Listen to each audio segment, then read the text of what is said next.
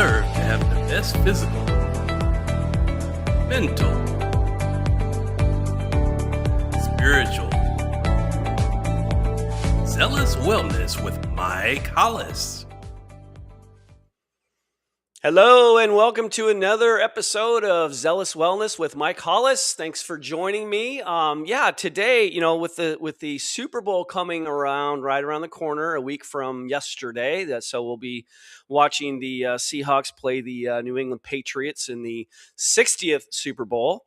I think that there's a lot of I think the Seattle Seahawks are playing really well right now. I mean, both teams are, but I think I said in the last week's episode, all my teams were falling out. My Jaguars obviously lost to the Bills, which is another team I played for, and then the Bills lose next week to the Broncos. So that and then now I guess the only team I have left really that I'd ever really consider following would be the Seattle Seahawks, because I did grow up in Washington State. So that's my third best team, I guess. So they're in the Super Bowl. So I'll root for the Seahawks. But I really do think that they're a really good team, and they've got a lot of passion this year, and they're showing it on the field. If you guys watch those games, these guys on defense are just every single one of the guys on the field, all 11 of them are in on the tackles. It's crazy how much energy and effort these guys are putting in. And that's really what it takes to win big games, in this league. And so today, how does this relate to health and all? Okay, well, I always talk about football. That's one thing you're going to know about me, that I'm very passionate about the sport,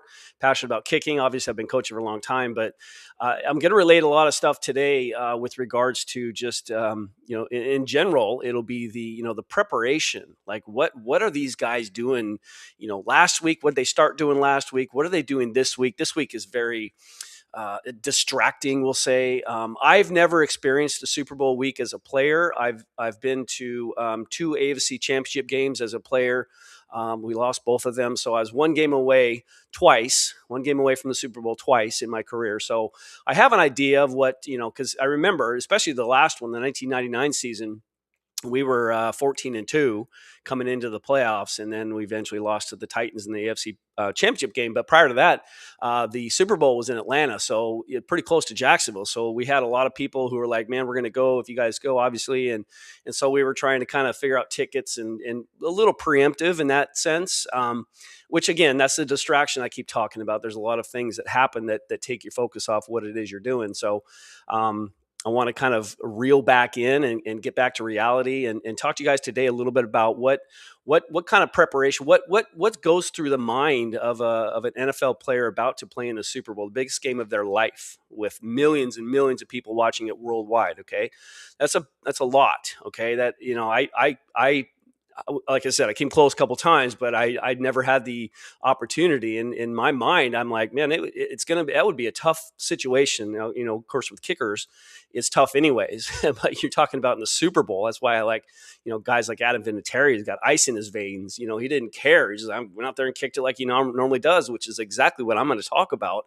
Not necessarily kick and so forth, but doing exactly what you've always done. That's really the answer to that, and a lot of stuff that I'll relate to everyday life kind of thing. So with that said, let's take a quick pause and hear from our sponsor real quick, and we get back into it. We'll talk a lot about Super Bowl preparation, what kind of things are different, if any, and how much pressure are you putting on yourself under certain circumstances, more or less, or there's a lot of things that play a role in your preparation for whatever it is you're doing, and this is a big one. So we'll talk about what those guys are going through, and we'll go from there. So here's a quick word from our sponsor. We'll be right back.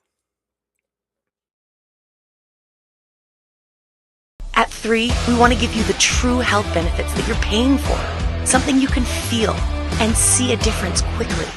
Each product is packed with powerful plant-based nutrients that are combined through a proprietary curation process and then infused with innovative cellular absorption technologies to ensure the nutrients absorb into the cells for maximum wellness. The quality and effectiveness of our life-changing products is evident by their approval to be included in the well-known Prescriber's Digital Reference, or PDR. PDR has been a valuable resource to the medical doctors and providers in the healthcare community for decades. Our products are GMO-free, clinically studied, and third-party tested, all designed to support health and proactive wellness for everyone.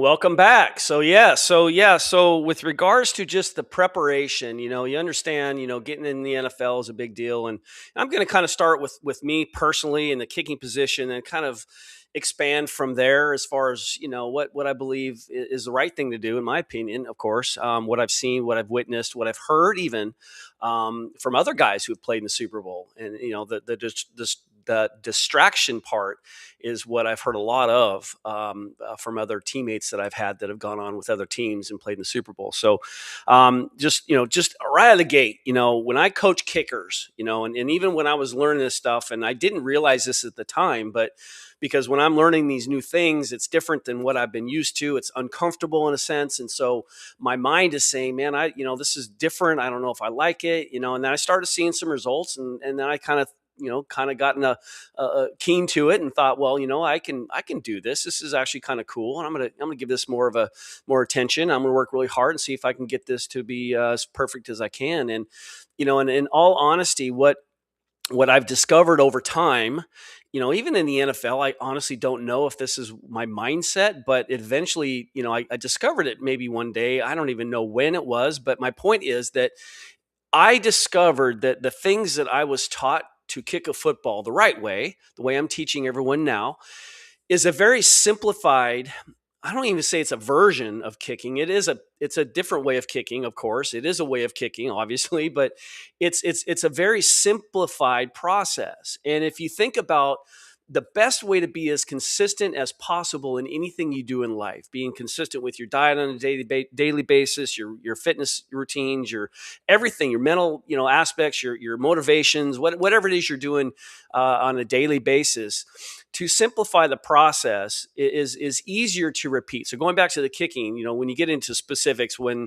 you've got to perform a certain skill and you're expecting a certain result from that skill to be exactly what you want it to be every single time, and that's putting pressure on yourself right there. So that's one thing that is great about this concept that I'm talking about, is the fact that preparing for getting this form and the fundamentals down was a process that I had to teach myself and relearn, basically reteach habits, make new habits, get rid of old ones, even though old ones still kind of creep in there. So you kind of have to watch out for those as well. But my major point I'm trying to make here is the fact that there's a certain process that gave me a great result. Okay. And when I look back at it, and I can't remember the exact day when I kind of had that aha moment where I'm like, wow, that makes a lot of sense, that the form we're doing right now and the form that I did and I was taught, now I'm teaching, it's actually really easy to repeat, because that's really the name of the game with regards to what I'm referring to here. Now, with your diet and your exercise, that's not that complicated. It's just a matter of getting in the habit and doing it every day. And that's where I found that get over that hump, and you'll understand how easier it can be when you get over that hump and you just commit to it. It becomes part of your life. And so, with regards to kicking, I learned this fundamentals, this process of kicking a football high, straight, and far, and it was very successful. And so I thought, you know what? If this is an easier process to learn and repeat, not really learn, because learning part was a little bit difficult, but repeating it was a lot easier than the other ways of kicking, we'll say. Okay. So my point in saying this is that when you simplify the process that's very successful to begin with, that makes you more consistent at what you're doing, because it's a lot easier to repeat an easy process that gives you great results than it is to repeat a complicated process that might give you the same results. But again, when you go back to all the more pieces that you'd have to learn in that process, you understand there's more room for error when you have more things you've got to master. And so what I'm telling you is, like, you have to simplify the process. You've got to, I don't like this word, you've got to dumb it down. I don't know why I don't like saying dumb, because it's just insultive, I guess, if that's a word. Insulting, we'll say. You have to dumb down the process. You have to make it as easy as possible. But in the process of doing that, that the things that you're doing are actually effective, because you start to see the results and you're like, wow, I didn't realize that trying less, as far as, less movement, motions, things that I think that I need to do, taking a lot of those away and just doing it this way is actually a lot easier to kick. I'm getting better results. And again, I'm going in the kicking sense here, but and with minimal effort compared to the other ways, because the other ways would require more effort because clearly you got to learn more and do more motions, more movements, and more mastering of those. But then also with regards to kicking, of course, most guys stop too much at the ball because they're turning to steer the football. Well, when you stop, you have to kick it harder with your leg because you sacrifice your body and forward momentum. I could bore you to death with all that. But my point is, again, I say that a lot, don't I? My point is, because I do ramble, I get off track a little bit, but I'm trying to really, really give you a visual of what I'm talking about. And so going back to the whole, Super Bowl preparation last week, the first thing I know these guys did, the teams did, they went in and they studied film on all the teams they could possibly be playing. Well, the two prior to, figuring out who they're actually going to play. I can't remember who played first last week. But my point is that when you start to, prepare for a huge game like this, the biggest mistake I believe that most people would make was like, oh my gosh, I got to spend this much time doing this. I got to go into here. I got to really make sure my ankles really be feeling good. I got to, get extra rehab. I got to watch extra film. The film part is good, over preparing, or I won't even put it that way, extra preparing. You're preparing extra, more than you typically would, I guess. No, not because you do have 2 weeks to do it, but also because this is a very important game. So watching the film on your opponents, if that's your position, you got to know what your opponent's doing and studying that and getting an idea of what that opponent's going to do, what that defense is going to do, what that offense is going to do. That's great. Okay. That you can't, I don't think you can over prepare in that sense. What you can over prepare with is your own plays. I've experienced this on special teams before, and I've even heard some of my teammates even say the same thing. We should have never run that play. We weren't ready for that. We tried to throw that in this week. It was like maybe a throwback or something on a kickoff return that we should not have done. Or I can get any more specific with regards to me kicking off. Like we'd have all these movements on kickoff coverage to mess up the defense or the return team, to maybe screw them up a little bit. But in the long run, it actually screwed us up. Okay, so when you over prepare and you put people in positions, because I think we're going to put Jimmy Smith on the right side this week because he needs to run fat. We're going to kick it to the right and he needs to be the first one down there. Well, they might have some stud up there that's going to, or maybe double team and whatever the case may be. But there's always that's the difference in the NFL. It's like who prepares better and who's playing better that day. It's a very, very fine line between who wins games and who doesn't. It's all about a lot about preparation as well. Not just game preparation, each game preparation, the whole entire season preparation. There's a lot that goes into that too. But you can over prepare, you can overthink, you can second guess yourself. You can do all these things. But my point is, when you prepare, you just, and again with kicking, I'll go back to kicking again like I always do. But I tell people, and especially kickers, young kickers, say, listen, why would you treat the game-winning kick you're about to attempt any different than the first field goal that you had during the game? Were you, maybe nervous because this is the first kick, but you didn't think it's the game-winning kick, so you didn't put that much effort into really trying to make it, which actually screws people up, in my opinion, with kickers especially, when you try too hard. And that's really the point I'm making is in situations where it matters more, kickers try too hard because they don't want to miss. Well, guess what they do when they try too hard? They do things that they don't normally do. They try harder. They swing a little harder. They might, try to steer it even more. There's all kinds of different things that these kickers would do.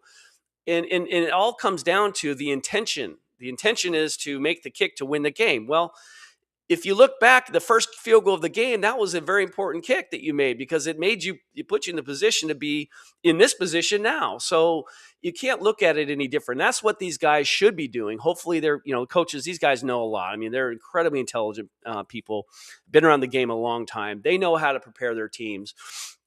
And the players, the veterans that have been around a while, they understand. And I'm sure they're in their meetings talking to the players. They're probably having player only meetings now. And I'm sure, obviously the team meetings and coaches are going to be in there, all that. But I'm sure a time or two during the next couple of last week and maybe this week or of course, that you'll find some team leaders calling team only, player only meetings. Like, listen, we don't need the coaches in here because it's us. We want to, because guys listen to other guys a lot more, in detail. Yes, coaches are coaches. They're our boss basically. But when it comes to another human being that's doing the same thing you're doing, another somebody that is a leader, somebody that's really prideful and loves you and really a teammate and wants you to succeed, those are the guys that are going to step up and help the preparation for these guys. So I kind of want to relate all of this stuff. Now, again, real quick, thinking about the distractions, of course, because that's what you got to watch out for. You want to prepare in the NFL for a Super Bowl. You don't want to over prepare. You want to make sure you've got everything covered that you want to cover. You can't get too detailed. You can't try to out scheme yourself, which I've experienced before, witnessed it firsthand myself on my teams that I've been on, and it happens. You prepare too much. So immediately when the teams were announced as far as who's playing in the Super Bowl, I thought to myself, now if I were them, I would just not float, but prepare, but don't over prepare. Don't think of this as the end of the world if you lose the game. Yes, it's a big game. I understand that, but with regards to just understanding what your goal is. Your goal is to win a game. Your goal was to win a game last week too. Did you prepare for that one? What was your mindset going into that one? Well, it was important. It made you, it got you to the Super Bowl. Well, you just keep going backwards and think about the first game of the year. Like, are you like over preparing for that one? Probably not. I mean, it's a game you're preparing for it. Yeah, clearly we all want to win these games, but that's really kind of the thing in everyday life, with regards to just your mentality with your fitness and your exercise, your mentality of just your daily routine. I think people get overwhelmed when they complicate stuff. And I think people complicate stuff because they think they have to. And I'm here to tell you, mentally and physically, you don't need to do as much as you think you need to do. I think that, when I've said this many times, we are so much more capable of what we think we are, but that doesn't mean we have to try harder to achieve those things. Those are things that that come with time and come with effort that you never really expect. I never thought I could play in the NFL. That's what I'm saying. It's a prime example. I didn't, but here's the deal. Here's the difference. I didn't try to play in the NFL. I tried to be as good as I could be as a kicker. And at whatever level that got me to, I had to be okay with, because I know my body, my lack of athletic ability and my lack of size and strength. I didn't think that I could just muscle the football and be as good as these other athletes out there. They're just incredible athletes that are in the NFL as kickers. Even these days, of course, they're even better than we were back in the day. But that wasn't my intention, is to get to the NFL. Now, there was a period of time where I thought, well, God, I can actually make it. And that was satisfying, of course, when I made it. I'm like, yeah, I made a goal here. Because at that point, when I knew that when I'm trying out in the NFL, clearly I'm trying to make the NFL at that point. But getting to the position where I'm actually getting NFL workouts, I really wasn't expecting that. But I got good at what I did. And so when you think of everything that you do in your life, if you just relax and take it day by day, I was trying to think of an example, something smaller, like hour by hour, like, whatever it is, a project you're working on, don't try to, master it, or, you want to do a good job on it and you want to do your best on it. But when you overwhelm yourself and you try really hard to make it the best you possibly, and it's striving too hard for perfection is what I think what gets people in trouble. When you try too hard to do things, you're easily discouraged if things don't go your way. But if you just take it day by day, week by week, game by game, kick by kick, whatever the case may be, you'll understand that if you just are consistent with your process of preparation and not putting too much emphasis on that preparation based on what the consequence is at the end of the results, as far as the the field goal or the game or the project that you're finishing, or your diet, your fitness goals, whatever they may be, if you try too hard to achieve them, you might find yourself in some trouble. Clearly, what I mean by that is not like negative trouble. Just you'll take some back seats to things. You'll have to you might get hurt. Whatever the case may be. There's a lot of things that will make set back a little bit. You'll have some setbacks when you try too hard and you do things. And again, I'm a victim of that as well. How many guys out there? I'm one of them. we'll get something, some sort of project from IKEA, or you know where I'm going with this. When I say IKEA, you know exactly where I'm going with it. Anything you get, do you read the directions? Probably not. And if you do, you maybe glance at them like, oh, okay, I got the pieces. Okay, let's go. And you throw the thing down and you just go for it. How many times have you discovered that you went a step further when you forgot one step that you had to, and you have to take down everything you just put together to this one piece before you can redo the other ones again? So you just stepped back. You've went negative in your progress, right? We don't want to go negative or backwards in our progress. And that's what happens if you get yourself caught up into thinking too far ahead.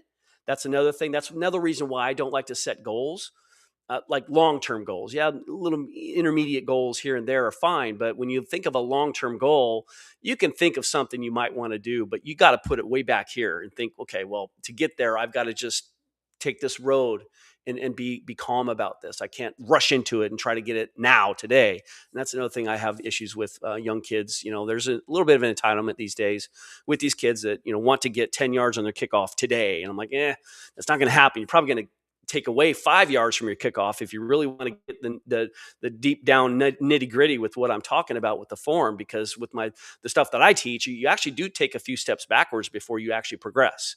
And that is, I think that's really normal in a lot of everyday life sort of things, depending on what it is, of course. But I think that you get discouraged if you find yourself in a situation where you're trying so hard to achieve something, and that you try so hard that you've missed a step, or you skipped a step because you're in such a hurry to get there. That can't happen in your nutrition, your diet. That can't definitely happen in your workouts if you're trying to be, strong man or whatever. You're entering a competition, like you wake up one day, I'm going to be a strongman competitor. You're not going to go in the weight room and put 400 pounds on the bench today if you can't even bench 135 pounds or whatever the case may be. You clearly know that it's going to take time to build up to that 400 pounds. Well, think of everything that you do in your daily life. You have to have some patience and knowing what the intention is, the long-term intention is your goal, we'll say. But in order for you to achieve that, there's certain steps that need to be taken in certain orders. And if you mess them up, you're not going to get the same results in the long run. And that's where I think people, like the hump I keep talking about. I've talked about this in previous episodes many times, where people give up on their diet. First of the year, January 1st, New Year's resolutions. I'm going to join the gym. I'm going to, make my diet better. I'm going to be much better with my food, my intake. I'm going to be really responsible. And I want to lose weight. I want to get, in shape. I want to feel good and look good. Well, 2-3 weeks into it, if you don't see any sort of result, and here's the God's honest truth. How often do you weigh yourself when you're trying to lose weight or get in shape or whatever the case may be? You weigh yourself, you gauge it by your weight. Well, guess what? If you're in the weight room and you're eating a bunch of protein and you're doing all the right things for 2 or 3 weeks into this from your New Year's resolution, okay, 3 weeks into it, you're probably going to be heavier, because you're going to start gaining some muscle, especially if you're eating protein after working out pretty heavy, right?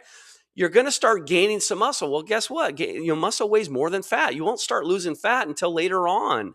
And so I think you get misled, like, this isn't working. I'm actually getting heavier.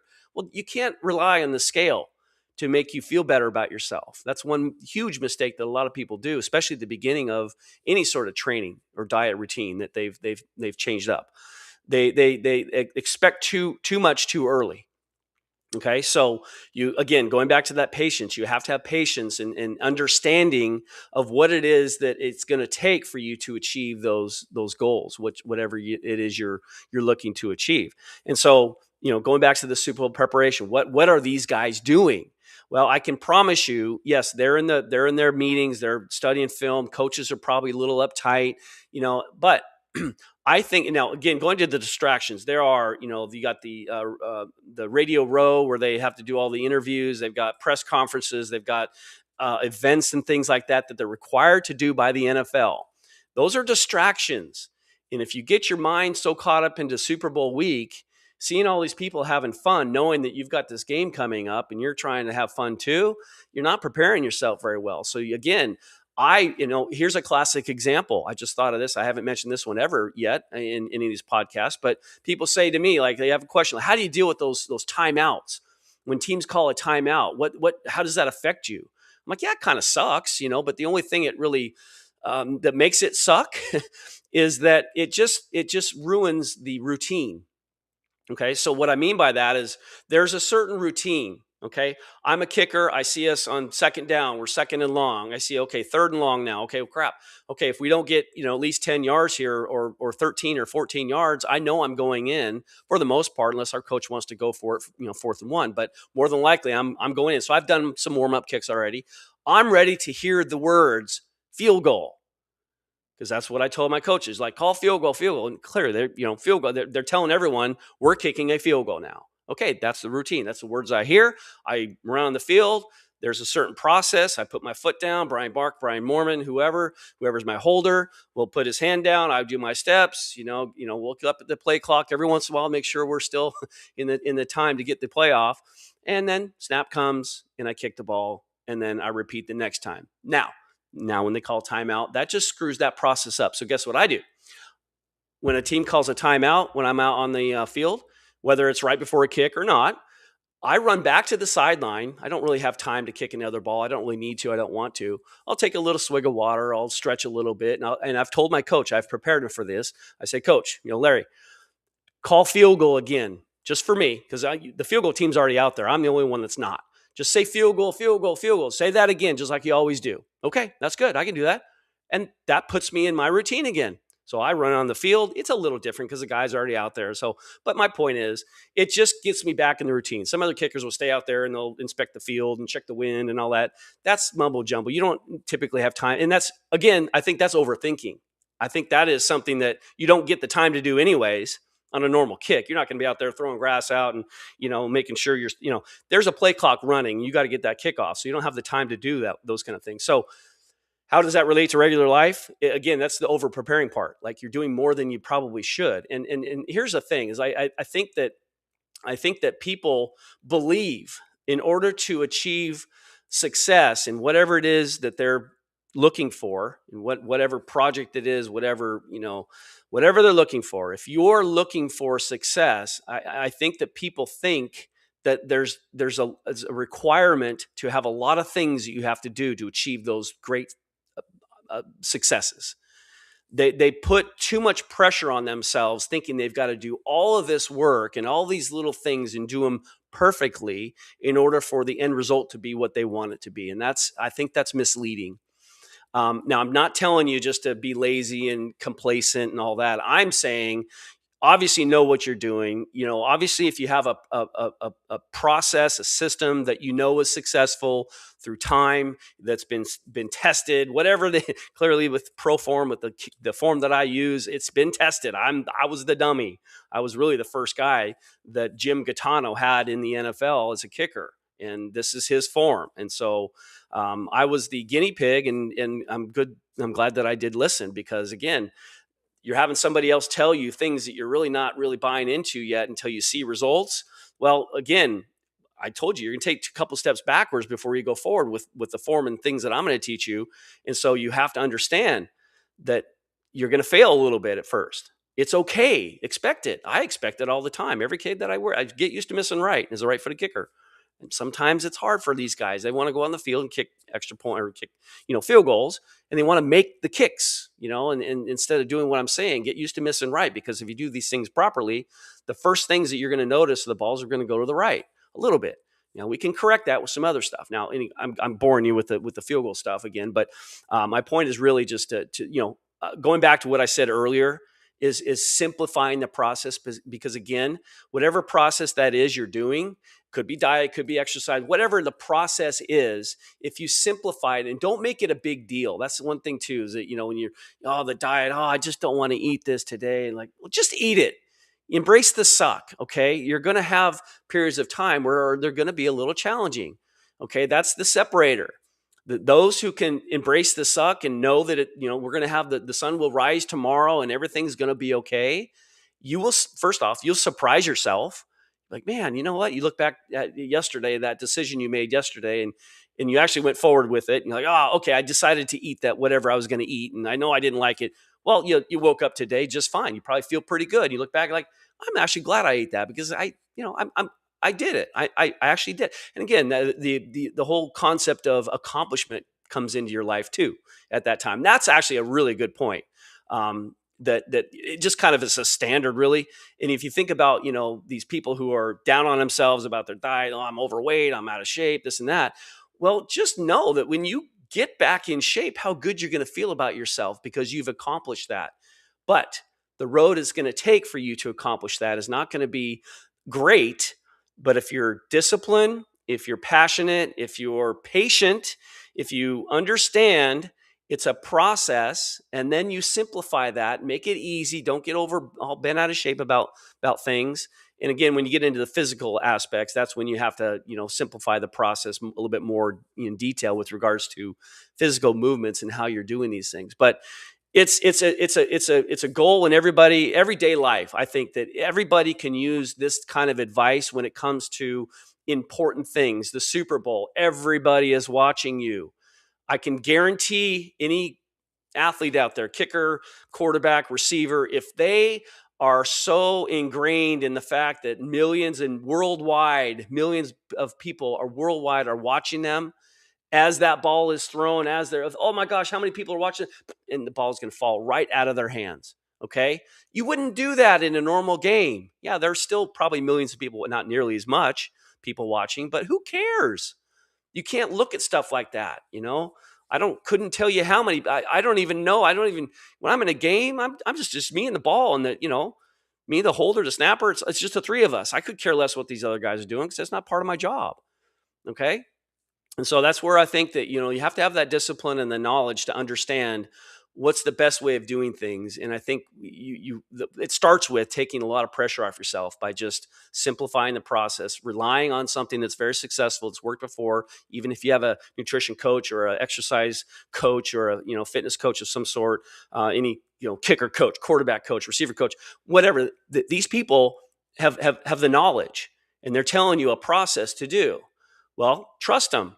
Okay. Now, of course, you can get involved with people that don't give you the right advice. That's always an option, not a great option, and it's not your fault. As long as you do some due diligence on them and understand where they're coming from and their credentials and all that. So understand you find that process, you trust that process, and you move forward with it. But you got to be patient. You got to have, got to be complacent, or can't be complacent. You got to be, dedicated, passionate about it. And you've got to find ways to get through these things in a way that don't make them complicated. Once you complicate things, it's easier to quit. When it becomes complicated, and you're just like, oh man, not again. And again, you've got that lack of discipline about it. When those things start to creep in, you better buck up and snap out of it, or your whole process is done. So hang in there. Just know that, there's always that success, the great feeling of having success, the feeling of accomplishment is one of the best feelings in the world. Whether it's for yourself or anybody else, how often do you feel great about doing things for other people? Okay. Think of it that way. If it makes you feel really good, you got all the money in the world, if it's in your heart to help people financially, it makes you feel good because you've helped somebody, right? Well, that same person might have a hard time helping themselves. Maybe that same person with gobs of money handing them out to people that need it, maybe that person's overweight and doesn't feel good about themselves because they've let themselves down. They'll take care of you guys. They'll take care of everyone else that needs the money, but they won't take care of themselves. That's where, you're not going to be around long enough to help others if you're not healthy and you get unhealthy and have to, get into, a situation, that could be deadly, whatever the case may be, So understand the best part about this is the accomplishments as far as the, understanding the preparation and getting to knowledge and know what it is you're striving for, what you want to, achieve, and know that there's always a light at the end of the tunnel, and know that, when you are patient about things and you have a process, you trust it, and you just stay calm and do the right things, that good things will happen. So With that said, we got a Super Bowl coming up next Monday night. So I'm sure. I'm sorry, next Sunday night. I was going to say I'll see you next Monday night. Not gonna cancel on you. So we'll probably talk about the Super Bowl on Monday night, next Monday night for next episode of Zealous Wellness with Mike Hollis. But we'll have another subject. We'll talk a little football, but I'll get into more of the nutritional side. Maybe have a guest. I don't know. We're gonna talk about that as well. So with that said, you guys have an awesome evening, and I love you all. And we'll see you next Monday night on Zealous Wellness with Mike Hollis. Thank you for watching Zealous Wellness with Mike Hollis. Please like, comment, share, and subscribe. See you next time.